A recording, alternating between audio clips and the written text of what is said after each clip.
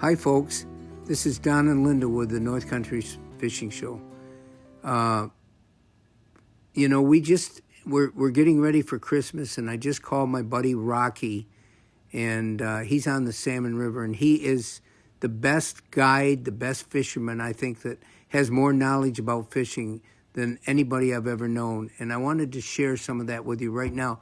This isn't so much about the Salmon Rivers, it's about fishing at this time of the year. And Linda, you listened to that. You took notes for me on that conversation. I did. So before I turn it over to you, Linda, one of the things that I wanted to say is Rocky's first thing he told me is right now the steelhead are on the bottom in the Salmon River. They're on the bottom. If you can't get what you're using to the bottom, and he uses either a weighted fly or he said you can use, he uses 3 split shot a distance above the fly that he's using. And he said that he prefers that to a weighted fly. Apparently, it might be the design of what the fly looks like. He feels is more effective to use it this way. And he said that he told us that every Christmas, this is his tradition, on Christmas morning, he goes to the lower fly area on the Salmon River, the lower fly pool, and fishes for steelhead. And he said it's something that he looks forward to and enjoys so much. But then he told us so much more. And Lindy, you remember some of those things that he talked about, because you said to me, we really have three or more shows that Rocky had given us this information for. There's so much that's so critical to all kinds of fishing in my mind. There was he provided so many different concepts, and as I always approach this as someone who doesn't fish but learns a lot just listening to those who do fish and understand the environment. The first thing he said was the Salmon River is rich due to the dead salmon carcasses.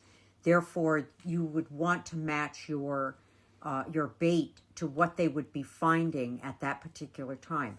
But my takeaway was the river, the Salmon River, is actually its own unique ecosystem, because all of the carcasses, all of the salmon that die once the spawn is over, they enrich the bottom of that river and produce new life with the various organisms that feed on them and then hatch to become the very food that the steelhead will eat. Yeah, one of the things he talked about was it's so, because of these floating carcasses, there's so much nutrition for all this insect life. There's a tremendous amount of insect life hatching on the Salmon River. And these are the flies he uses. He said a yellow stonefly has become one of his favorite.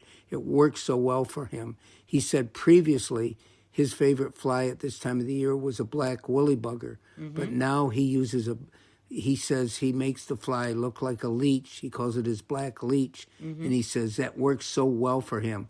But he says also maybe the reason I use it so much is because I like tying it. Yes. He enjoys that, and that's a big part of his fishing life, is the tying of the flies. Yes, he not only is in the field fishing and enjoying the outdoors, but he has a workshop where he constructs walking staffs, and he ties flies, and he creates. And he's so good from doing it for a lifetime. Yes. It's unbelievable. And one of the other aspects of this whole thing he was talking about is we've talked about this so much, being able to drift your bait in the current properly. Mm-hmm. Number one key here he talked about is those fish are on the bottom, so it's got to be just along the bottom.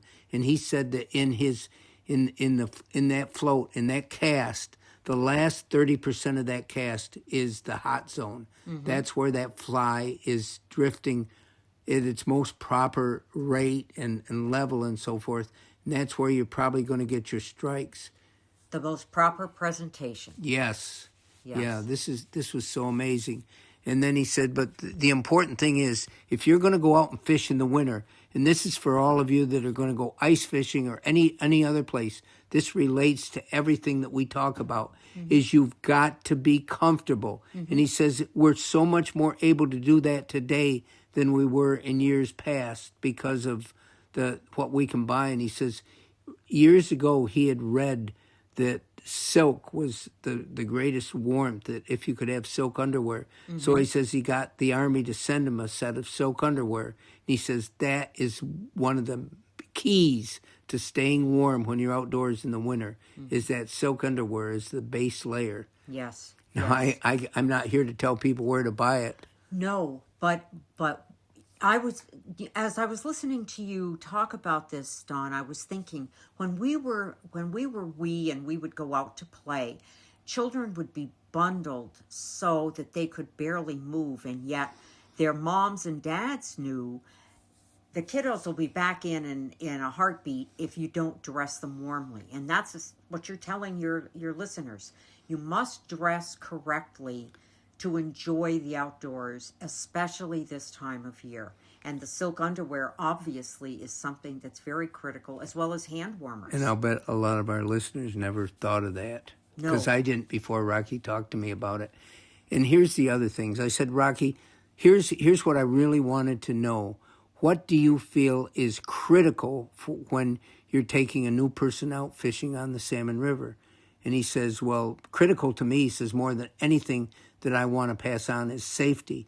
He says, and there's certain elements that are necessary. He says, I take a number. Now, Rocky makes these. He made me one of the most beautiful ones I can ever tell you. It's very personal. It's one of the great gifts that I've been given by people, was that waiting staff that he made just for me with my name engraved in it. He said, I take a lot of extra waiting staffs when I'm taking people. I have to ensure that everyone has a waiting staff. I don't care how old you are. We're talking about life and death by falling into that river and drowning. It's critical that doesn't happen.